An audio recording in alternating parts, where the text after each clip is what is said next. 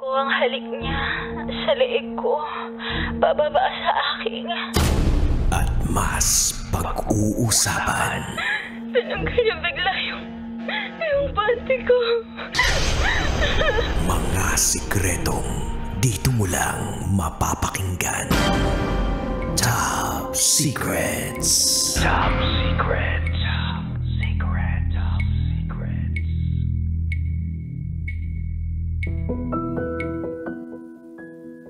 Luzon, Visayas, Mindanao, Metro at Mega Manila. Kasama nyo na naman po ang titindig sa mga pinaglalaban ninyo. Sa oras natin ngayon na 11:21 p.m.,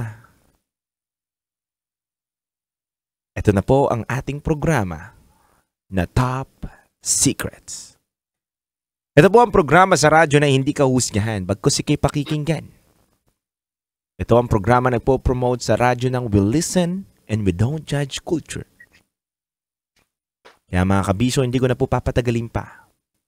Nasa kabilang linya na po natin ang ating caller ngayong gabi na to. Good evening. Hello po, DJ. Hi. Kamusta ka? Okay naman po.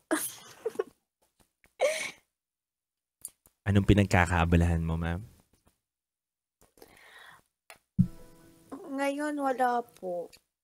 Pero nag-work ako sa Manila. Okay. Single or double? Taken po. Taken? As in taken for granted? Yan. Literal na taken talaga. Apo. Gano'n na kayo katagal? Magti 3 years na next month. 3 years na next month. Wow. Congratulations. Anyway, hindi ko na papatagalin pa mga kabisyo. Ma'am, anong pangalan ninyo? Ako po si Zia. 26, taga Cavite. Wow, ang bilis mo. Di ko pa tinatanong yung lugar mo, pati edad mo, tinapos mo agad. Excited ka magkwento, ha? Aware kasi ako sa programa. Lagi ako nakikinig. Thank you. Thank you so much. Anyway, Zia, 26 years old from Cavite. Ano ang top secret mo? Meron akong, ang top secret ko ay, meron akong, kabit na conductor. Tama ba ako ng pagkakarinig, Zia? Meron kang kabit na konduktor. Opo, totoo. Gaano na kayo katagal na itong kabit mo? Magdadalawang taon na. 2 years na. 1 year and 6 months. So, going to 2 years na rin. Oo, going to 2 years. Anyway, bakit mo naging kabit itong konduktor na to? Actually, parang dati ko siyang kaibigan. Tapos nakita ulit kami nitong last year. Mm-hmm. Tapos, ayun, parang meron akong boyfriend talaga na seaman siya actually. LDR kami. Tuwing kailan lang siya umuwi? Every 6 months umuwi yung boyfriend ko. So, yung 6 months na wala siya, ibang boyfriend mo ang bumabarurot. Tama ba ako? Oo, tama ka. Pwede mo ba kaming kwentuhan kung paano mo nakilala itong konduktor na to? Na humaba na yung relasyon nyo. Oo, kakilala mo siya, konduktor siya, pero paano nagka-developan yung isa't isa ninyo? Kasi nung Bakoy tayo ng college ako. Mhm. Kilala ko na siya nung nag-aaral pa lang ako nung Mhm. college. Tapos parang naging magka-chat na kami nung college ako. Mhm. Tapos nung siguro mga 3 months lang kami nag-usap nun. Kasi meron siyang girlfriend nun. Tapos ang Mhm. tanga-tanga ko pa nga nung time na yon kasi may mga lakad sila ng mga barkada niya. Tapos sinama niya ako na nandun yung girlfriend niya. Tapos doon ako umangkas doon sa kaibigan niya na parang sabi mo na, parang, pero wala pa naman nung something parang magkaibigan lang, ganun. Dito lang na-develop nung nakita ulit kami. Mhm. Tapos ayun, nung nakita kami, doon na na-develop lahat. Parang lagi kasi akong nasasakay sa kanya that time. Ewan ko kung bakit, parang basta tamang-tama yung pasok ko lagi sa alis niya. Tapos doon ulit nabuo yung communication namin. Hanggang sa lumalabas na kami, naging siya yung lagi kong kasama na. Kumbaga yung pagkukulang ng asawa mo sa'yo, siya ang bumuo at kumumpleto. Oo, parang gano'n. So ano mga ginagawa ninyo nito ni Konduktor? Ha? Ano mga ginagawa ninyo nito ni Konduktor? Marami. Kung ano yung ginagawa ng magjowa. Kwentuhan mo naman kami. Kwentuhan mo naman kami. Madalas, eto, katulad nito, pag off ko, madalas kaming lumabas, gumala. Actually, mas marami pa nga kami memories nito doon sa jowa ko. Kasi diba yung jowa ko, seaman. Mhm. So, ang bonding lang namin pag umuwi siya. Pag umuwi lang yun, wala pang, ang bakasyon niya wala pang 1 buwan, umaalis na. Mhm. Tapos yun, parang pumayag kami na na meron ako, meron siya. Actually, may baby na yung Konduktor. Mhm. Nagkasundo Yan. kayo na kahit may baby na siya, ikaw naman, yung baby mo, ang laki na. I mean, yung boyfriend mo, alam ko. Di ba baby mo naman yun? Di ba? O baby yaking ka. Ganun. So, yun nga, nagkasundo kayo. Oo, kayo. parang Eh di tayuan din kayo, ganun. tayuan. Di ba kapag sumakay ka ng bus, tayuan. Minsan kung pag sobrang sikip, tayuan na ganun. Kasi ngayon, hindi na masyadong tayuan. Di ba bawal na yun? Oo, pero pinapatayo mo na lang, ganun. Grabe nga, alam mo ba, napakarami kong naging experience sa kanya na hindi ko nagawa. Hindi ko akalain na magagawa ako. Ano yun? Baka pwede mo naman kaming kwentuhan. Wala, kasi minsan sumasama ako. Minsan, pag isang ikot sa kanya, sumasama ako sa biyahe, gano'n. Mm-mm. Tapos pag maaga akong nag-out sa work, tas pumupunta ako sa kanya. Kasi, parang may pila, pag pauwi na may pila yon, may pila yung bus Mhm. or punuan. Yun, minsan, doon kami nag-stay. Saan kayo nag-i-stay? Nag-stay. Parang inaantay ko. Sumasabi na ako sa kanya pa uwi. Tapos kahit nag-aantay ako ng 3 hours, 2 oras, makasabay lang sa kanya, ganun. Sino sumasakay? Ikaw o siya? Ako. So, ikaw mahilig ang sumakay dun sa biyahe nila. Oo. Ano bang klaseng pagsakay yung ginagawa mo? Yung normal na sakay lang, pero na-experience din sa bus. Mhm. Kwentuhan mo naman kami, paano nangyari yun? Alin yung Yung sa bus, kung paano nyo ginawa. Kwentuhan mo muna ako na masasayang memories nyo neto ni kabit mo bago tayo tumungo sa boyfriend mo. Kwentuhan mo muna ako, pinakamalulupit na mga ginagawa ninyo, alam mong hindi mo malilimutan at bakit ka kumapit na umabot kayo ng road to 2 years na. Kwentuhan mo naman kami. Yun nga, siguro mahilig ako mag-travel na sinasama ko siya. Mhm. Kasi meron kasi akong sasakyan. So, pag sinasabi ko sa kanya na, pag ganun bumiyahe, Sambales na lang tayo, pag ganun tayo. Sakyan mo na lang ako. Huwag ka na bumiyahe. Sakyan mo na lang ako. Ako na bahala sa'yo. Yun, ganun yung tapos hanggang sa, pero ngayon kasi, hindi, mamaya na tayo sa doon muna. So, ayun nga, parang, doon ako nahulog sa kanya, kasi sobrang bait din kasi nitong taong to. Mhm. Wala rin akong masabi, kasi nakikita ko din sa kanya yung effort na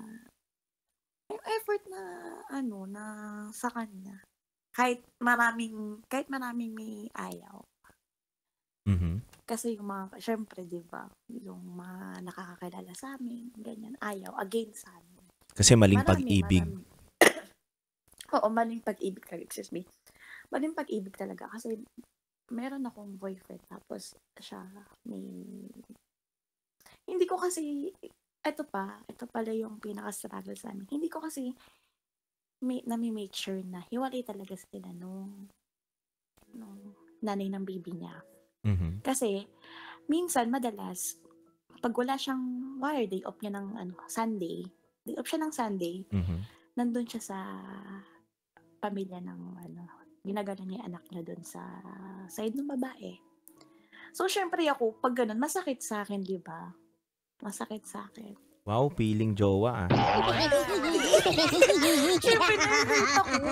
Syempre, may commitment na kami sa isa't isa, di ba? Mhm. So, syempre na-hurt ako. Tapos hanggang sa nito lang, nung November 1, syempre magkakasama sila ng family nila, gano'n. Alam ko, mali ako na nagdedemand ako na, sabi ko na, sige, level up na natin, parang baka pwede naman na hindi tago-tago, gano'n. Parang gusto ko na I-out. Parang gusto ko na siya. Parang siya na yung gusto ko. Parang ganun. Okay. Siya naman kasi, pinapaintindi niya sa akin palagi na, wag muna, nasa proseso pa tayo, kasi yung anak niya ilalayo sa kanya pag... Discarding lalaki lang yun. Ganun. Syempre ako. Naniwala ka naman. Yun nga yung lagi namin pinagkakagalitan na, bakit ganun? 2 taon na tayong ganito. Sabi kong ganyan. Tagu-taguan, sundutan lamang.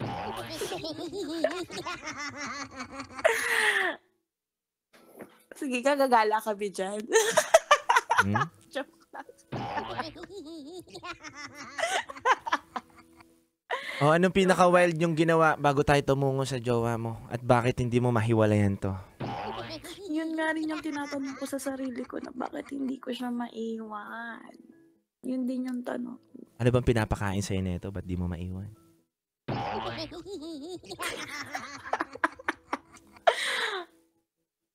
Wala, mga normal lang. Anong normal lang? Normal na kainan lang, gano'n. So, ganun lang? Oo, ganun lang. Gano'n mo kamahal to?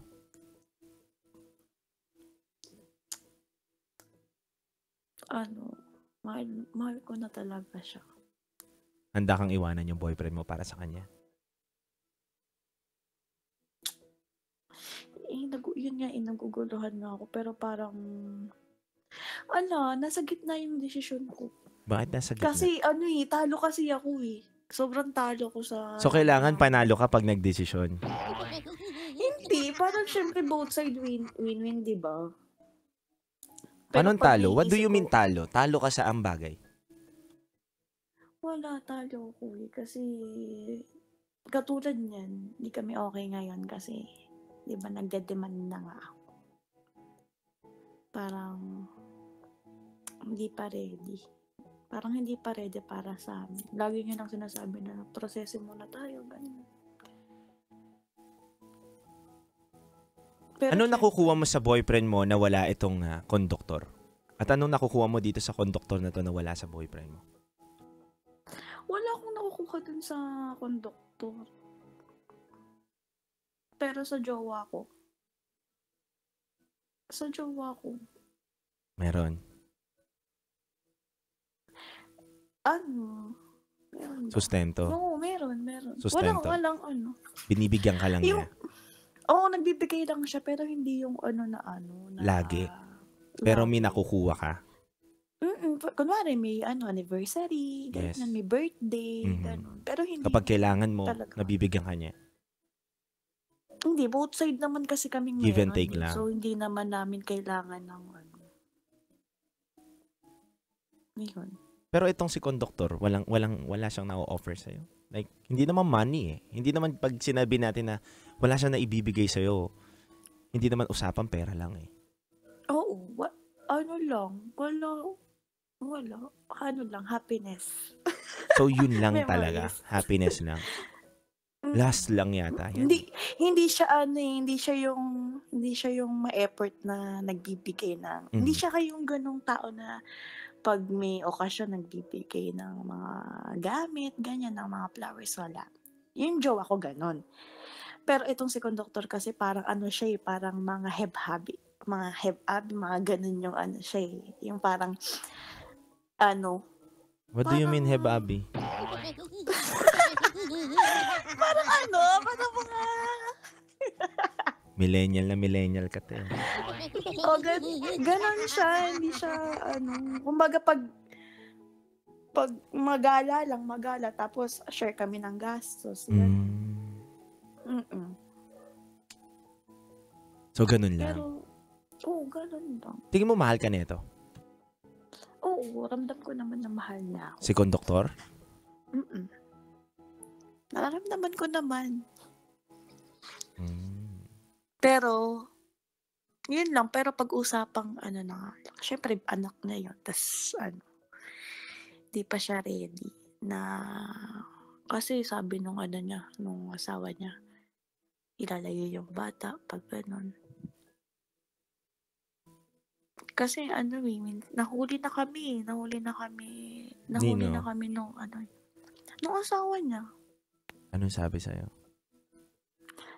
Ang sabi niya lang, alam kong may pamilya, ganun. Hindi ka pa rin Sabi ko, nadala. Ang sabi ko, hiwalay na kayo. Sabi ko, bata na lang naman. Sabi ko, ganun.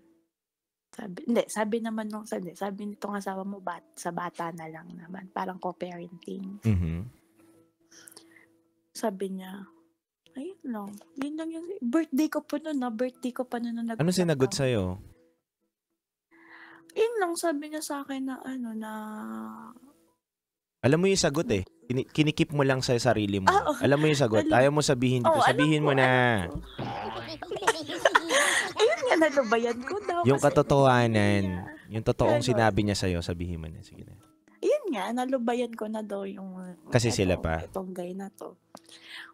Malabo sila eh. Sobrang labo. Kaya hindi Ano ko mo naman nasabing malabo, ate girl? Baka dahil lang sa niya isip kasi, mo. Sinasabi lang sa inong guy.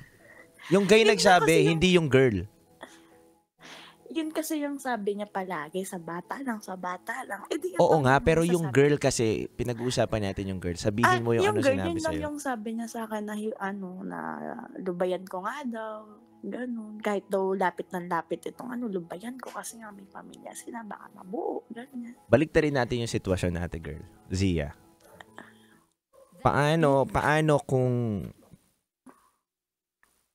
kung ikaw yun nandun sa sitwasyon ng babae? Anong tingin mo at anong maiisip mo? Sino dapat paniwalaan? Yung lalaki na nagsasabi na co-parenting na lang sila o yung babaeng nagsasabi na lubayan mo? Sige nga ma'am, bigyan mo nga lang din ako ng pang-unawa mo doon sa sitwasyon. Sino dapat paniwalaan doon?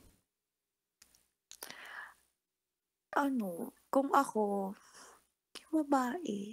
Kasi syempre, syempre ako naiisip ko din naman na na ang pangit ng broken family. Naisip ko din naman. Hindi ko din alam kung bakit ganito ka. Umabot kayo sa ganito. Yun din yung problema. Pero, yun din yung parang goal ko ngayong matapos yung 2025 na maayos yung buhay ko. Mm. Kasi ang gulo sobrang gulo ng buhay ko ngayon. Naguguluhan ako. Okay. I-set aside Yun muna yung natin yung ko. kwento natin dito kay Konduktor. Kamusta palang partner itong si boyfriend mo? Itong seaman? Yung seaman ko naman, wala din naman akong masabi. Sobrang bait din naman ito. Kaso kasi, hindi ko alam pero kasi nag-break kasi kami nito ng mga 4 na buwan. Mhm. Ito yung time na nakilala ko. Etong si Doc. Kaya ako nahulog kasi. Ayun nga, ng babae kasi yun eh. Pero sa chat lang. Mhm. Pero hindi naman sila nag-meet. Siyempre, di ba, mga seaman naman, pag mga chat-chat sa ganyan, sa ganito. So, ayun. Hindi ko, alam mo dati, DJ, sobrang down ko dito. Mhm. Sobrang down ko sa kanya. As in, sobrang mahal na mahal ko siya. At siya yung pinag-pray ko sa baklaran, ganun. Naiintindihan kita. Siya yung taong gustong-gusto ko dati. Hindi ko rin alam sa sarili ko kung bakit. Ibig mo bang sabihin, Zia, itong lalaki na to, ito yung pinapangarap mo at hindi mo naisip kailanman na gagawa mo siya ng masama dahil siya yung gusto mong lalaki? Tama. Pero bakit nabago? Yun nga nabago yun yung nagkahiwalay kami. Yung attention ko napunta dito sa konduktor. So, ayun, nabago. Yung nagkabalikan lang kasi kami nitong seaman ko nung umuwi siya. Kasi, pinuntahan niya ako. Mhm. So, nag-explain siya sa akin, ganyan. So, ayun, naging okay. Tapos, ayun, pero hindi ko nasabi sa kanya. Hindi, nakwento ko sa kanya na minakilala ko, pero hindi niya alam na nakakausap ko pa. Kasi, siya sa akin yung habang kinakwento ko yung nangyari sa akin na habang wala siya. Mhm. Nanghinayang siya sa akin, sabi niya sa akin, bakit papatol ka sa may asawa pa, ganyan. Bakit ganun, ba't ganun buhay yung gusto mo na magulo, sabi niya gano'n. Sabi niya sa akin, siguro, ano sagot mo? natamimi ako noon kasi sobrang serious namin that time na nag-uusap ng gano'n eh. Kasi nag-grant kasi ako sa kanya na bakit mo nagawa to, ba't iniwan mo ko, gano'n. Ayun, dahil ng babae siya. So, nakwento ko sa kanya na nangyari sa akin habang wala siya. Tapos, yun nga, parang naawa daw siya sa akin kasi pumatol ako sa may asawa. May anak pa. Ganun. Naging kabit daw ako. Ganyan. Tapos, yun na yun. Nagkabalikan kami ng time na yun. Buti hindi mo sinagot sa kanya. Hindi ko naman magagawa yun kung hindi ka nagloko eh. Wala, speechless na ako nun kasi parang nag-iiyakan na kami nun. Mhm. Kasi parang dun lang lumiwanag yung, kasi diba, LDR nun nung nag-aaway kami. So, wala na kaming usap nun. Yung nag-aaway kami nun, wala na talaga as in, no communication na. Parang nag-iwan na sa area. Pero siya, tama ba ako ng pagkakaunawa? Na anytime kaya mo naman hiwalan itong seaman eh. Pero gusto mo lang din na assurance dito kay konduktor. Oo, tama. Kasi, tulad nga ng sinabi mo kanina, takot ka rin na magkamali sa mga desisyon mo. At matalo ka bandang dulo dahil ikaw ang babae. Oo. Pero mali ako, diba? Sobrang mali ko. Pero, yun nga, yun lagi ko may nagpipray sa baklaran. Sa baklaran kasi ako nag-church. Mhm. Lagi ako. Every Wednesday? Hindi, araw-araw ako dumadaan. Hmm. Kasi malapit lang yung malapit lang ako dun. Malapit lang ako dun Mga nakikita mo ako dun, ha? Madalas ako nagbabaklaran. Tapat lang kasi nun. So, ayun. Lagi ko may nagpe-pray na maging maayos yung desisyon ko, yung isip ko, yung buhay ko. Kasi sobrang gulo talaga ng buhay ko ngayon. Naguguluhan ako. Parang gusto ko na ng peace of mind. Mhm. Pero aware ka kung sinong gumagawa ng kaguluhan sa buhay mo ngayon? Oo, ako. Oo, alam mo, hindi ko din masisisi yung ibang tao kung bakit ganun nga. Kasi, di ko alam. Ang hirap. Alam mo, lagi ko tong sinasabi din sa mga nanghihingi sa akin ng advice. But ikaw hindi naman. So, ikukwento ko na lang sa'yo. And sa mga kabisyo natin. Sinasabi ko nga na hindi lahat ng taong nagloko ay choice lang nila magloko. Minsan may mga taong nagloko dahil may dahilan sila kung bakit nila nagawa yun. Hindi natin sa tinotolerate yung ganitong klaseng kwento, pero may dahilan kung bakit nila piniling gumawa din ng kalokohan.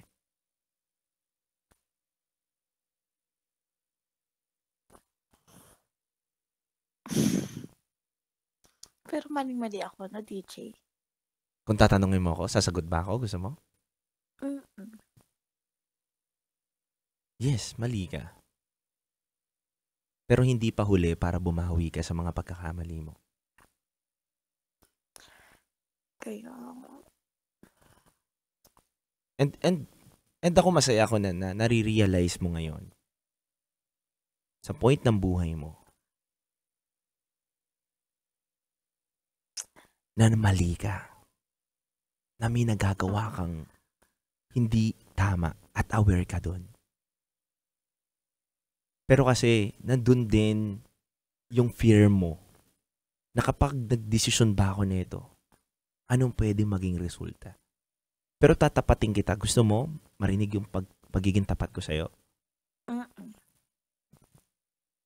Huwag mong katakutan kung anong pwede maging resulta ng pagdidesisyon mo. Alam ko na alam mo na yung tamang desisyon. Pero natatakot ka lang gawin. Kaya nga nakakatakot. Kasi bakit? At the end of the day, ikaw ang talo. Alam mo rin sa sarili mo. Alam mo sa sarili mo na mawawala yung dalawang taong ginugusto mo. Tama ba ako? Mali? Na mapag-iiwanan ka. Kaya, pero hahayaan mo ba yung sarili mo na may mga tao kang tinatapakan? Hayaan mo ba na lokohin mo? Hindi lang yung mga taong nasa paligid mo, hindi lang yung boyfriend mong seaman, kundi yung sarili mo na. Nawawala na yung respeto mo sa sarili mo. Zia, kung titignan natin, kahit sang anggulo, ikaw ang pinakakawawa dito. totoo nga eh. Babae ka. Kaya Babae gusto ka. ko nang itama yung pagkakamali ko. Gusto ko yung 2026 ko sobrang boom. Wala na akong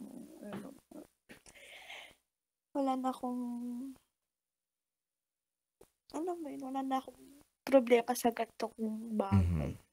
Kasi, kung tutuusin naman, okay naman ako dun sa kumbaga safety na ako.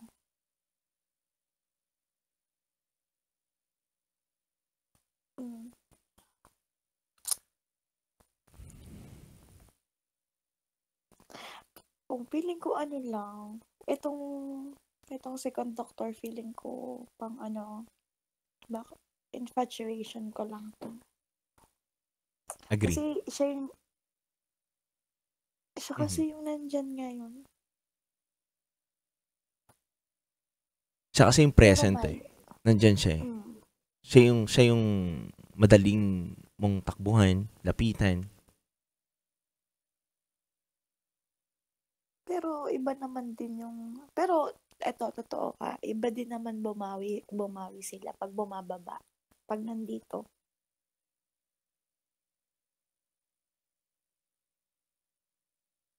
Zia, gusto kong matanong sa'yo to. And sana maging honest ka sa akin. Ano yung nasa isip mo ngayon na gusto mong magdesisyon pero natatakot ka?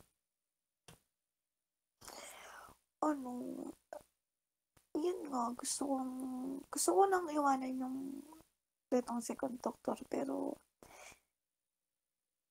natatakot, hindi naman siya natatakot. Kumbaga, parang sobrang lungkot ko. Kasi, sobrang lungkot ko lang. Tapos lalo yun pag nakikita ko pa siya.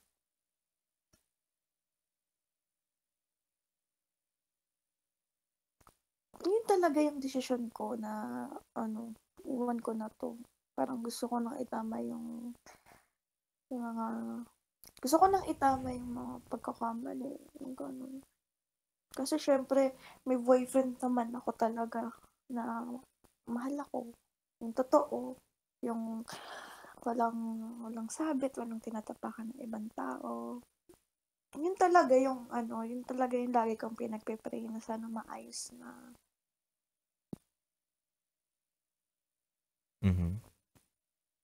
Maayos na yung buhay ko. Kasi hindi ko alam.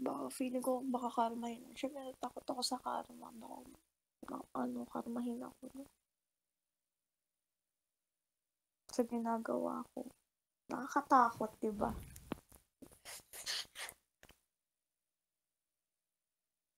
Actually, unti-unti ko na nga nagagawa eh.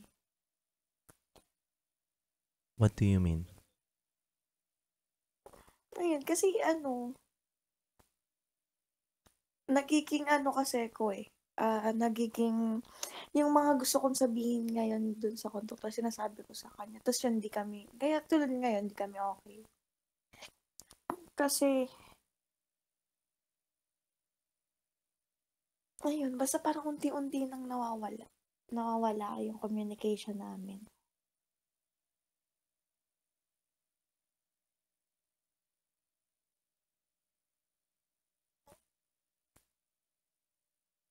Ang hirap, no? Ang hirap. Nakikinig kami sa'yo. Hindi ko kailangan magsalita dahil alam mo yung sagot sa paghihirap mo. Zia. Walang mahirap kung handa kang i-risk yung nasa isip mo. Yung nararamdaman mo ngayon. Mag-take ng risk diyan sa tingin mong tama para sa'yo. Lagi ko nga sinasabi, di ba? Bago ka palang tumawag dito, alam mo na yung tamang desisyon sa sarili mo. Pero gusto mo lang ng validation. Gusto mo lang na may taong makikinig sa inyo. At kami yon. At ako yon. At si Rocky yon.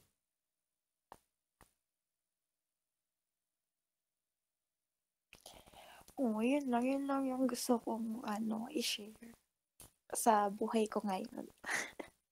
Anong gusto mong sabihin dito kay conductor? Na hindi mo kayang sabihin sa kanya ngayon. Ilabas mo muna.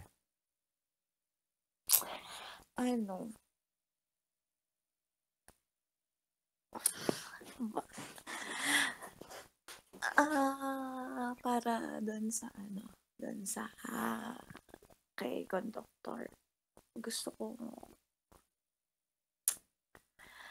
sabihin sa kanya na na ang sakit-sakit niya para sa akin. Kasi napamahal na ako sa kanya. Ganun, sobra ko siyang love. Pero hindi siguro para sa amin yun. Kasi ako naman, sinasabi ko naman sa kanya na na mas okay yung buo yung pamilya kasi ang hirap ng broken family. Kasi Hindi ko man naranasan yun, pero sa iba kong nakikita na mga kamag-anak ko, sobrang hirap Mhm. para sa bata. Sa bata lang. Ayun, yun lang yung gusto ko. Mahirap kasi siya mahalin yung taong hindi ka naman mahal. Pero gusto ka lang tikman.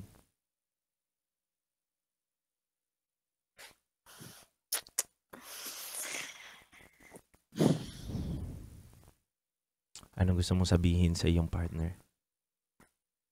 Nasiman. Gusto kong sabihin sa kanya na, sorry. Kahit ano, kasi tinago ko sa kanya eh. Siyempre, sobrang hirap din sa part ko, pero tatama ko yung pagkakamali ko. Naayusin ko. Kasi, siyempre natatakot din ako malaman niya kasi yung tiwala, lalo pag nasa laot sino. Ang hirap. Siyempre, katrabaho siya, tapos hindi niya alam na meron akong dito na conductor, diba? Alam mo nga, one time, sabi niya sa akin, nanonood daw siya ng Tulfo. Ginamay mo pa ibang estasyon. Kung gusto mo doon pumunta, doon na lang kayo, ha? Hindi. Sinabi niya. Kaibigan ko yun. Si Tito Rapi, tawagan ko. Gusto mo?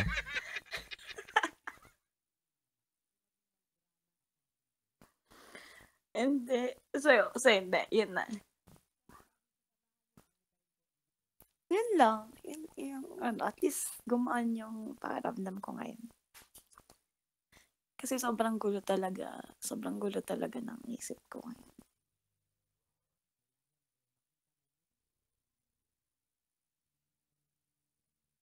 Anong gusto mong sabihin sa sarili mo, Zia? Itama mo ang mali.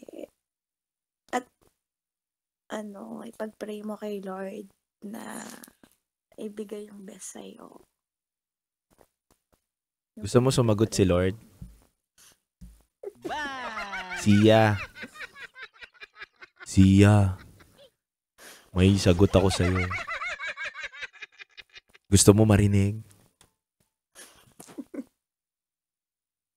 Gusto mo marinig? Ang pagdadasal ay hinahaluan ng gawa. Hindi puro salita, ha? Kung kaya lang gumalaw nung santo, nasipa ka.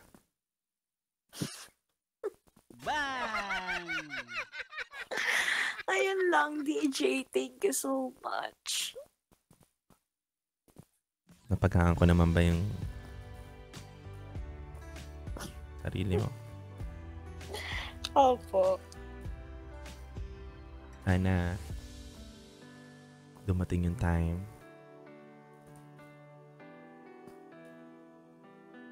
na tama yung maging desisyon mo.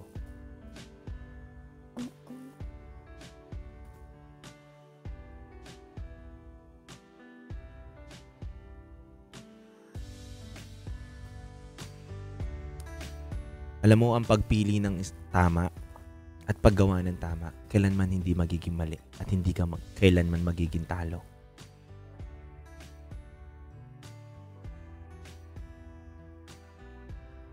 Nakakatakot, mahirap,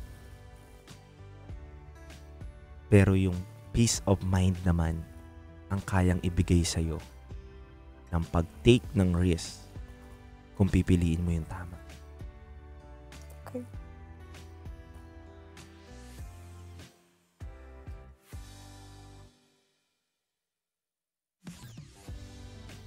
Minsan sa buhay natin, kailangan lang natin makontento.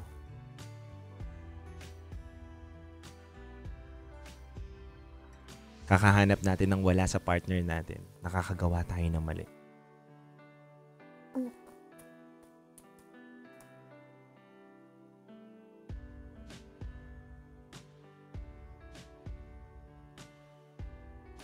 Tsaka lagi mo tatandaan to, Sia, ang pagkakamali ay hindi pa pwedeng suklian ng isa pang pagkakamali dahil hindi matatapos.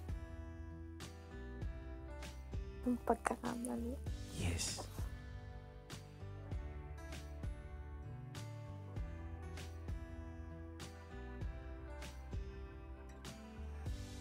Alam mo, sabi mo sa akin araw-araw ka dumadaan sa simbahan. Try mo bukas, try mo ngayon, mag-pray ka, hingi ka ng sign. Na sana bukas, bigyan ka na niya ng sign kung ano yung tamang desisyon mo. At Sia, sana doon sa desisyon mo na yun, maging matatag yung loob mo. At maging buo yung loob mo. Sa pagdidesisyon mo.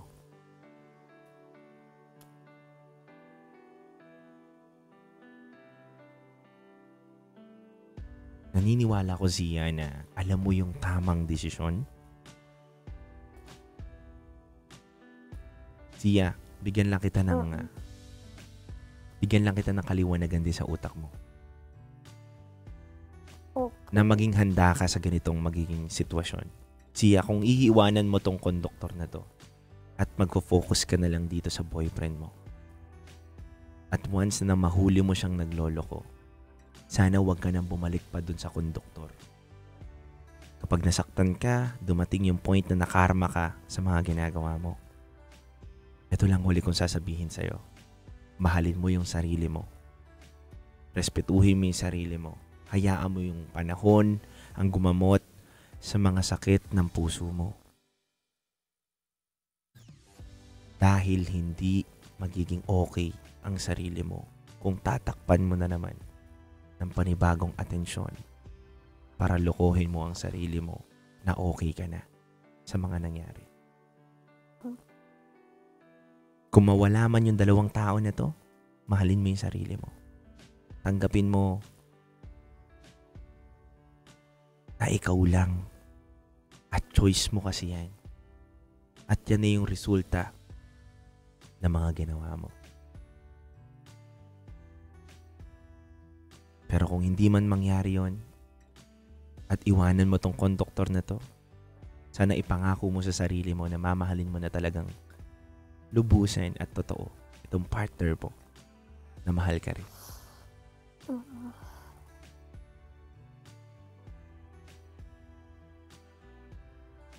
May gusto ka pang sabihin? Okay na po.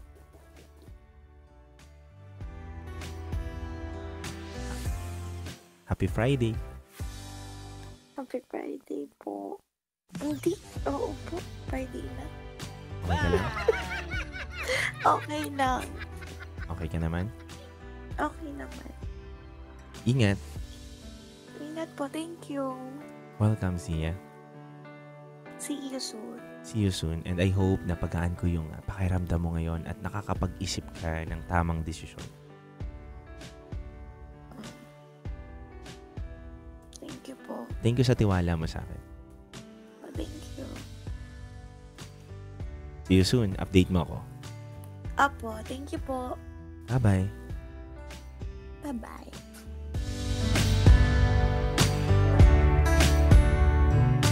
Mga kabisyo,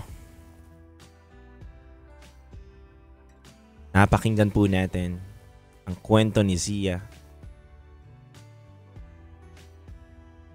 na naguguluhan ang sitwasyon niya ngayon dahil sa maling pag-ibig na pinasok niya.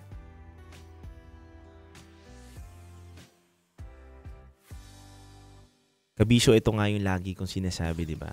Na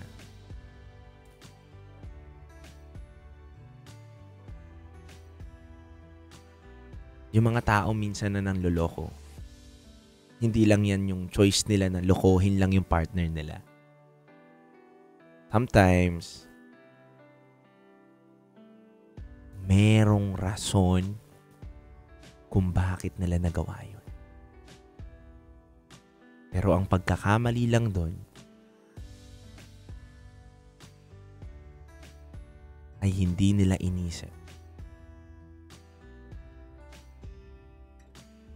kapag in relationship ka, dapat panindigan mo yung relasyon na pinasok mo at hindi ka maghanap ng atensyon sa iba. Dahil kahit gaano man kagulo, kasuklam-suklam yung pangyayari sa inyo,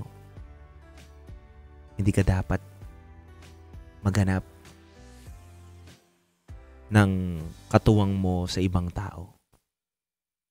Kundi dapat pag-usapan ninyo ang naging problema ninyo. At higit sa lahat, kabisyo, dyan mo masusukat kung totoong mahal mo yung partner mo kapag sa pinakamagulong sitwasyon, siya pa rin yung taong gusto mong piliin. Gusto mong mahalin. Na kahit nakapanloko na siya sa'yo, handa ka pa rin yakapin siya. Hindi yung bawian siya at lokohin din. Dahil sabi nga natin kanina, ang isang pagkakamali ay hindi pwedeng suklian ng pagkakamali. Dahil ang resulta lang din nito ay mali.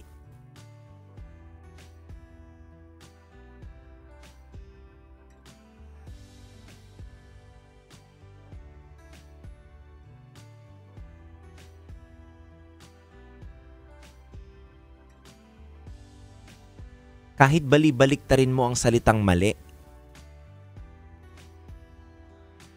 mali pa rin lalabas eh.